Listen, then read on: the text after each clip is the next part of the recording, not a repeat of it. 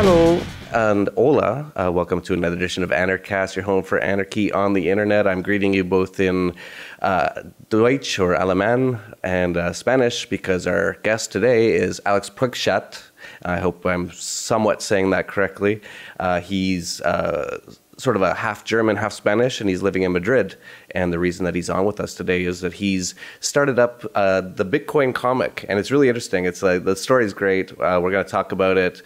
We might even put up a few screenshots, maybe now, maybe later. We'll see what happens in the post production. But the first thing, though, Alex, I have to ask, though, and we're going to get into a lot of stuff because he actually runs a precious metals and Bitcoin website in Germany. But the first thing we got to do, though, is check out if you're a moral person. Alex, how did you become an anarchist? Because I think there are plenty of things in the world that need to change, and Bitcoin, the decentralized technologies, the blockchain technology allows us to change many of those aspects. Basically, the culture we're living in today comes directly from the Industrial Revolution for many countries, and many countries around the world are even trying to copy that, which is a real problem. Because if we have all the Chinese and many others trying to live the same way as we do, there won't be enough planets around to live in this world. So I really think we need to change many, many aspects. And one of the fundamental aspects we need to change is how we deal with money. And I think people need to understand what money is, how money works, because money can only be as good as the people using it. So if people are not educated about money, the quality of money can't be very good. And that's a real issue. And it has all kinds of effects on society. And that's why we started working on the Bitcoin comic. That's an interesting aspect, that money's only as good as the people use it, and that people don't understand what money is. And I'm sure you would agree that people really just don't even know anything about money because they're never educated about it. And you, did you grow up in Germany? I'm just curious because a lot of Germans sort of understand this angle on things because of what happened in Germany in the Weimar Republic about almost 100 years ago exactly, I think. I don't know, it's 1922? Yeah, it's 1920, 21, yeah. Right around then. So has that played into maybe why you're into things like this?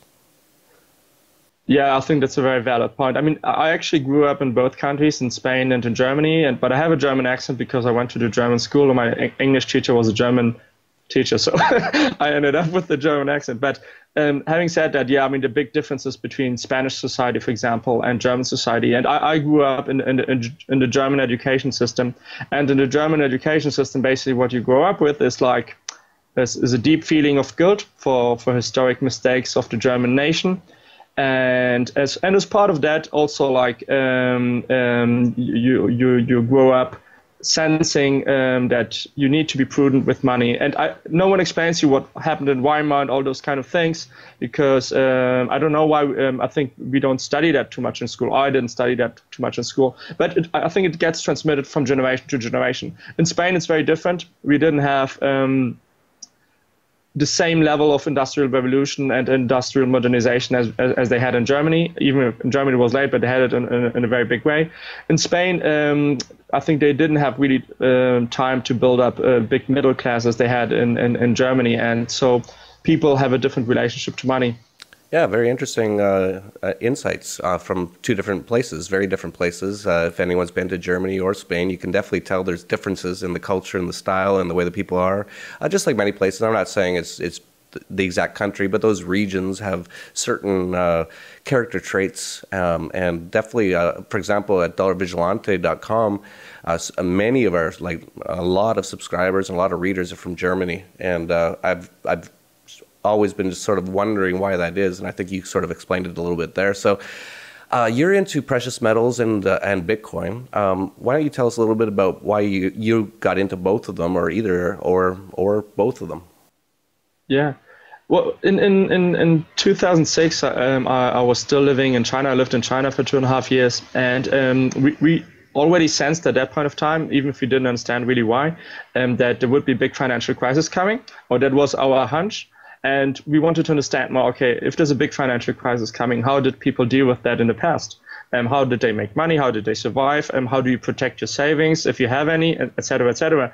So I started reading a lot about previous financial crises, and very quick when you start reading about that, you end up reading about precious metals and how money works and how financial system and fiat money, etc. All the different concepts that you need to start understanding, because in reality, there are very few people that understand them on a high level, like economists, but the rest of the population doesn't really know about that stuff usually.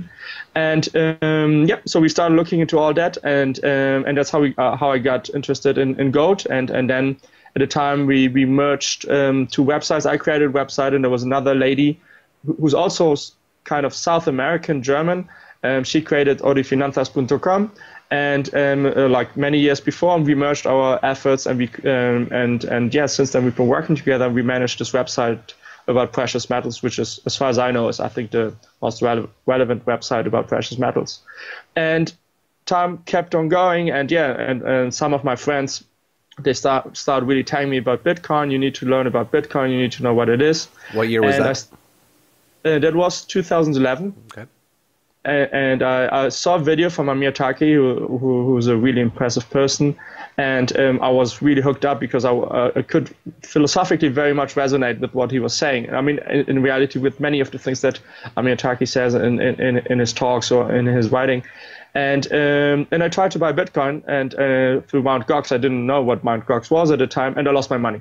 And then at the same time, we were having our first baby, so I got completely under and really didn't look into Bitcoin again until 2013 because people kept insisting I need to look into that.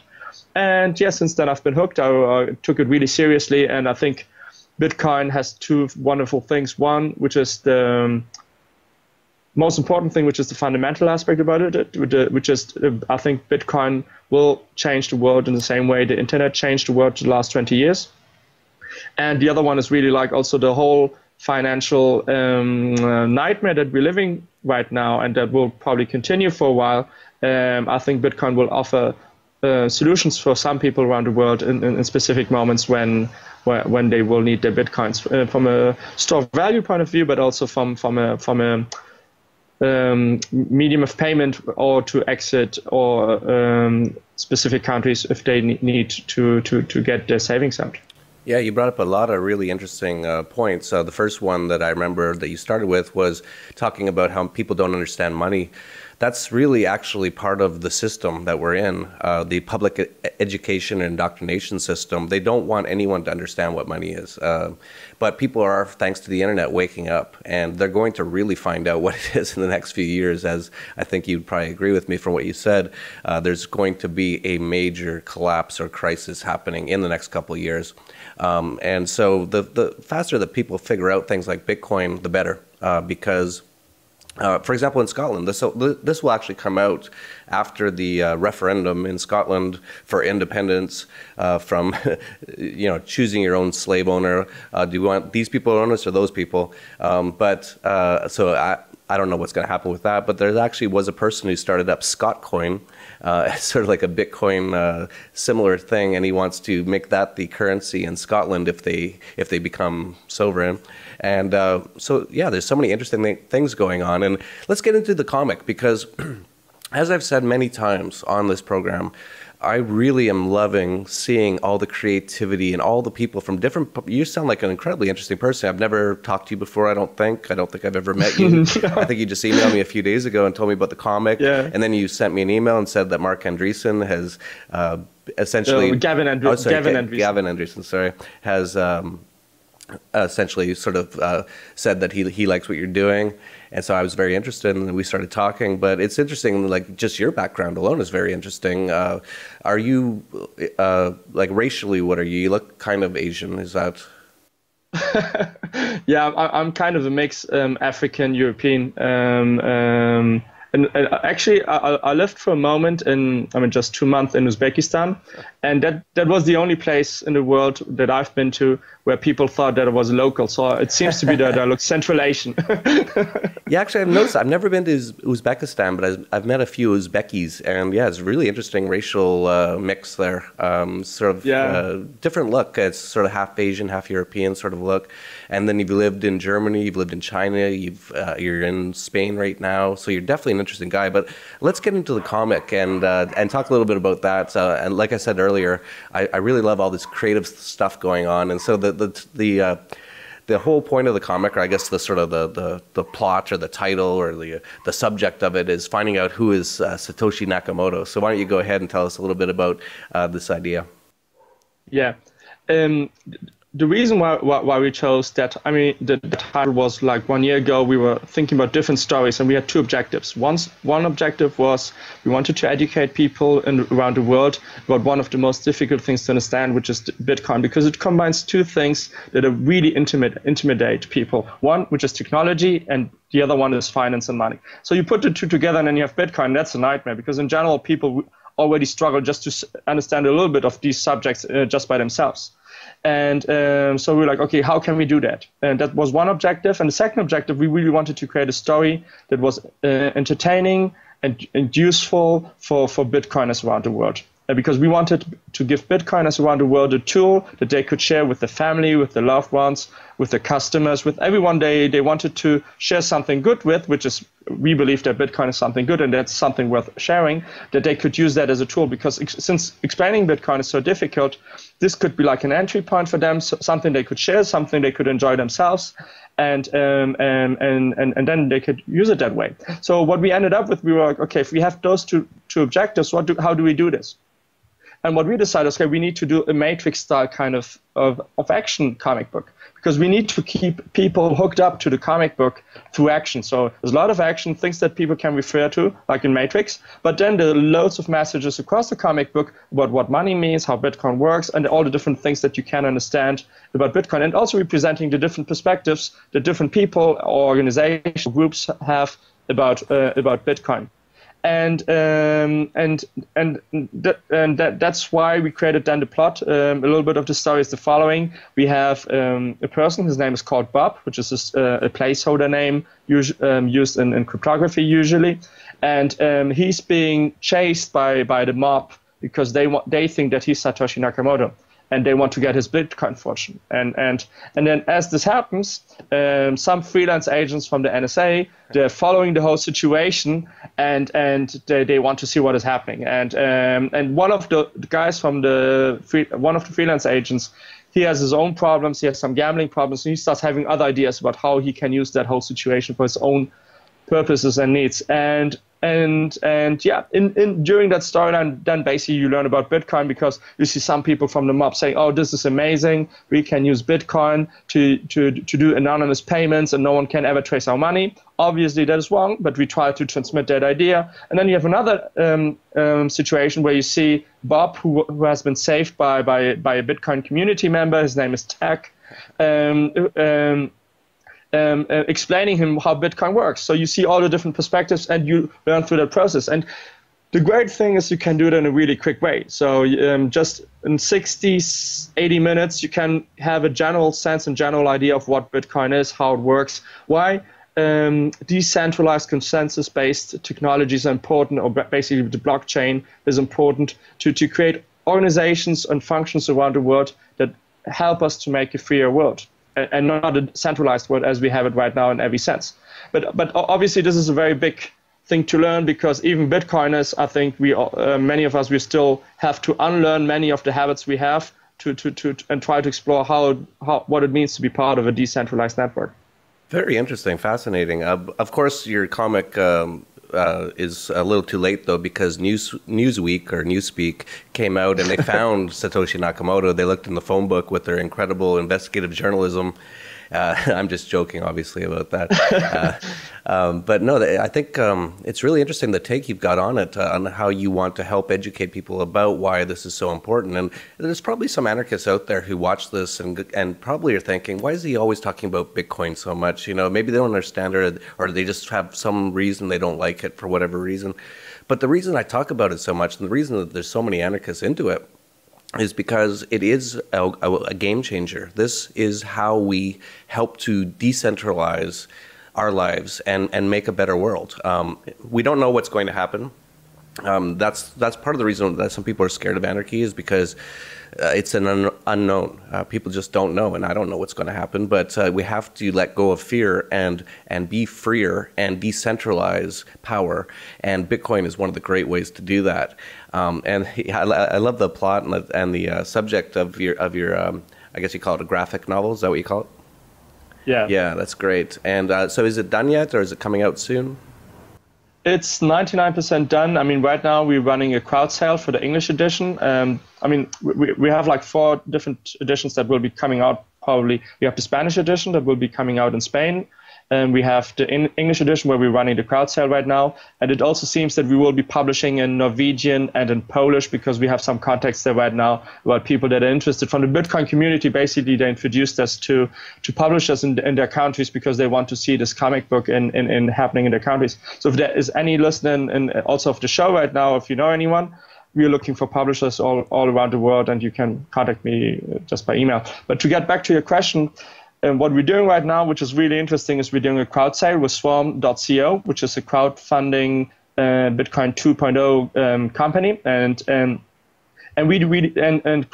Swarm does crowdfunding in a really interesting way, because we're trying to explore those items that we were just talking about what it means to work in decentralized systems. So with Swarm, we issue tokens. So we have issued 2 types of tokens. One is a redeemable token. So you get basically you receive a token once the comic book is ready. You can send it to us, and then receive this address, and we will send it to you. But with each comic you buy, or with each type of reward you buy, and we'll tell you a little bit more about the rewards we're offering right now, is you also get comic coins. And with the comic coins, we can do something really interesting, because we will allow people to vote on the title of the comic book. We will allow people to vote on the cover of the comic book. And hopefully, if our lawyers confirm, but it seems pretty likely to happen, we will also be able to give them a certain percentage. We're planning to give 5% of the derivative net revenue of the intellectual property. So what does that mean? If someone comes around and says, I want to make a movie about the comic book, we will be able in the next 5 years to share 5% of the net revenue that we generate through that movie, for example. And that's a really cool way to engage the community and get them to participate in the whole project. Instead of just buying a comic book, you will be voting on it, and you might eventually even be participating in every revenue it might be making from the derivative part of it, anything that is not directly related to the book. So that's really exciting, I think. Yeah, it's also interesting. Everything going on in this whole area with Bitcoin and blockchain technology, people like Swarm. We had Joel Dietz on Anarchast episode 134 talking about Swarm. We also have talked to Suzanne Tarkowski-Tempelhoff on episode 97. She started BitNation now, and she's doing similar stuff. It's also fascinating, and it's really changing the world. And it's amazing how so many people all over the world are gravitating to it. And you brought up how you're going to publish the comic in Norwegian and Polish, and we're seeing stuff like that all the time. I think I just lost you on the video, but I'll just keep talking until you come back. Or maybe I'll just sit here and have a cigarette and just relax a little bit for a couple seconds. But okay. I was just mentioning how it's so interesting, all these different people, Joel Dietz, Suzanne Tarkowski-Tempelhoff, all doing really interesting stuff, not just with Bitcoin, but they're trying to start up everything changes with this blockchain technology. And so if we talked about this 5 years ago even, that you're crowdsourcing a Bitcoin comic book, and you're going to, all these concepts didn't even exist 5 years ago. It's just fascinating. Would you agree with that? Oh, no, absolutely. Yeah. I mean, like even a couple of months ago, I didn't think about this. I mean, I was more like thinking about the monetary aspects. And yet people like 12 months ago, they were talking about Ethereum a little bit in December, which is when it started, and about what you could do with colored coins and things like that. And yeah, now a number of these projects like Counterparty, colored coins, Coin Prism, the number of different projects that are running that are really trying to do things with this, and we will see what really works in the future. But I mean, it's amazing to be able already to start working with it right now.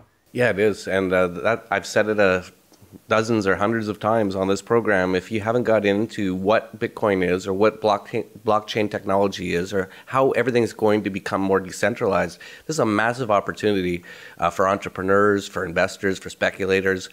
This is it's going to be massive. I just see it all the time, just meeting people like yourself just this week. you're doing really interesting stuff. You've been all over the place. You've seen all kinds of different cultures, and you've got your own perspective on things. And now you're going to do the Bitcoin comic or the graphic novel, and it's just fascinating. I love it. And that's one of the reasons I'm going to have Anarchapulco here in Acapulco, February 27th to March 1st. And a lot of people that have been on Anarchast, actually, I'm hoping almost all of them will be coming. Suzanne will be here, many others, Luke Radowski, Angela Keaton, so many. And I haven't even started to even contact anyone yet. So it's going to be really cool. It's going to be a fun few years, but it's also going to be dangerous. In terms of the state and the fiat currency system and the monetary system is all in a state of collapse. So we kind of have this really funny time right now where we're like, there's so much potential, there's so much hope, there's so much opportunity, but at the same time, there's going to be so much craziness happening over the next few years, and just sort of wading our way through that is the key. I think I lost you. Yeah, I'm back now. So I don't know if you heard me, but I was just saying it's just a fascinating time to be alive with all these things going on. No, yeah, no, I fully agree, and I think the amazing thing about Bitcoin is, I think the two aspects. I mean, of course, we all want to prepare for the worst but hope for the best. But I think Bitcoin is our chance to hope for the best, because it gives us an opportunity to participate and change for the world and in creating decentralized structures. And I'm very early in the whole aspect also of trying to understand all these things. But I did read a book that I find really recommendable from D. Hock, which I don't know if you had opportunity to read. It's a very, very good book from the founder of Visa, or the person that had the opportunity to launch Visa. And he talks about all the philosophical, organizational aspect of what it means to organize the world in a decentralized way. And that's basically what he foresaw at the time, but what he wanted to do with Visa, which is really interesting considering how things have evolved. And basically he talks about the misery of people of living in centralized organizations, and how they would be much happier living in decentralized structures because that's more human. And I think that's a fundamental part also of one of the aspects that we're talking about, since our life, the way it's structured right now, comes directly from the Industrial Revolution. We treat people like robots. And if you treat people like robots, they get sick, they don't feel well, they don't eat well, they don't sleep well. That has all kinds of side effects. They don't get educated well because the whole education system comes from the Industrial Revolution also. So yeah, so you treat them like robots and they behave like robots. And yeah, we need to treat humans like humans, because that's what they operate much better like that, and they feel much better. It's a simple thing, but we're not doing it. That's a great way to put it. I never heard about this book from the person who started up Visa. That's fascinating. What was the name of the book again? It's I think it's called Visa and the Rise of the Chaotic Organization. Chaotic is a term that he created, which means that it's a combination of chaos and organization.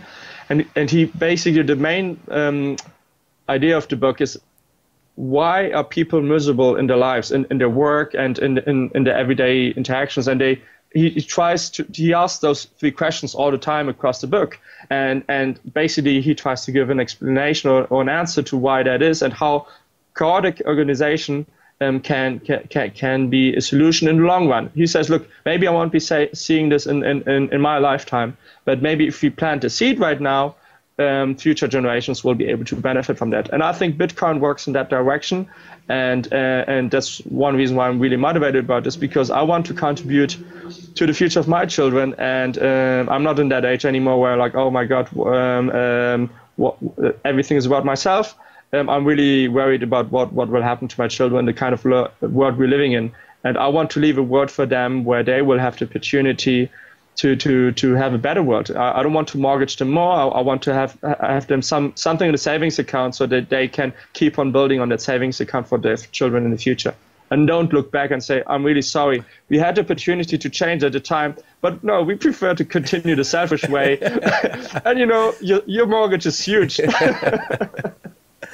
That's a great way to put it. I totally agree. Yeah, it's so funny how a lot of people call us crazy, right? You've seen it, I'm sure, that, oh, these Bitcoin people are crazy, these anarchists are crazy. No, we've somehow seen the light. We somehow, for whatever reason, you can come up with all sorts of potential reasons why that is, but a lot of people are just waking up and going, okay, that old system is done. It doesn't work. We're not going to continue to do it. And that's happening every day around the world, a certain amount of people. And as this system continues to collapse, more and more people are going to come to that understanding. So that's why things like the Bitcoin comic book are really helpful and useful, is to help educate people. So if you have any final comments you want to talk about, let us know. And also let us know where we can find out more about the Bitcoin comic. Yeah, sure. Please come to the crowd sale page that we have right now, which is swarm.co/comiccoin, 2 Cs. And there you will find a number of really cool tools to understand more about what we're doing. First, there's a video about our campaign where I appear. And then there's another 1-minute trailer video, which would be really cool if you can include it here, because we had like 12,000 views and has been really popular. And it gives a good idea of what we're doing. And all the rewards. So we have 3 different levels of rewards. You can buy a comic book for 0.05 Bitcoins, or you can buy one of the Founders Editions, which goes from 0.2 Bitcoins to 1 Bitcoin, or you can even go to cameo appearance, which basically means you appear in the comic book. So somewhere in the comic book, you send us a photo of you, and you would then appear in the comic book forever, because all future editions will be based on the master copy that we're finalizing right now. So we had the first person already buying the cameo appearance last week. His name is Hassan from Switzerland. And we're really happy that he participated. He's really a keen supporter of this project. Basically in his words, he was telling us, I think this is a really cool project. I think it will help the world to better understand Bitcoin, what it means and why it's important for us. And that's why I want to support it. And yeah, and on those websites. And if not, if you go to bitcoincomic.org, you will find all the links to the campaign and also to subscribe to a newsletter to get more information in the future. And one final thought, anyone, as I told you before, if you have ideas about anything you want to talk about the Bitcoin comic, please contact me through hello@bitcoincomic.org, and I will reply usually in 24 hours. Nice German sticking to the clock is great. And you mentioned there's a 1-minute trailer, so we're going to use magic right now and play that trailer, and then we'll come back and finish up.